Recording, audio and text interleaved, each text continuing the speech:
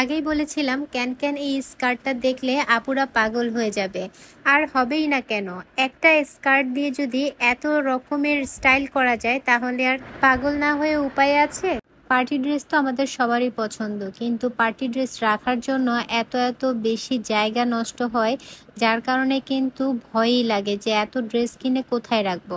তবে এরকম একটা ক্যান স্কার্ট যদি থাকে তাহলে কিন্তু টেনশনের কিছুই নেই, কারণ এটা কিন্তু আপনারা লেহেঙ্গা প্লাস হচ্ছে ক্যানের স্কার্ট হিসেবেও ব্যবহার করতে পারবেন। স্কার্টের কালারটা একদম হালকা একটা গোল্ডেন কালার হওয়াতে কিন্তু যে কোনো কালারের সাথেই কিন্তু ম্যাচ হয়ে যাবে। আপনারা এটা চাইলে গাউনের নিচে অথবা হচ্ছে লেহেঙ্গা, শাড়ি বা এটাকেই লেহেঙ্গা হিসেবে ব্যবহার করে আপনাদের নিজস্ব ডিজাইনে স্টাইল করতে পারেন। একটা ক্যান স্কার্ট বানাতে অনেক বেশি সময় লাগে, অনেক বেশি সেলাই থাকে, এত বেশি পরিমাণ এটাতে কাজ, দেখলে কিন্তু একদমই বোঝা যায় না, মনে হয় যে খুব সহজেই হয়ে যায়।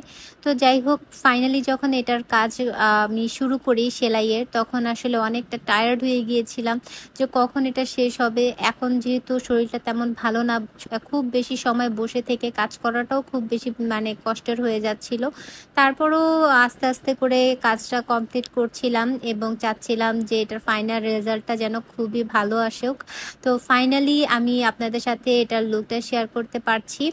আর এটার সম্পূর্ণ পরার পর কীরকম আসবে, কত স্টাইলে আপনারা পরতে পারবেন, সেটাও কিন্তু আমি পরবর্তীতে আপনাদের সাথে শেয়ার করব। ইতিমধ্যেই অনেকেই কিন্তু এই ক্যান স্কার্টের প্রাইস এবং এটা সেল করছি কিনা এই বিস্তারিত জানতে চাচ্ছেন।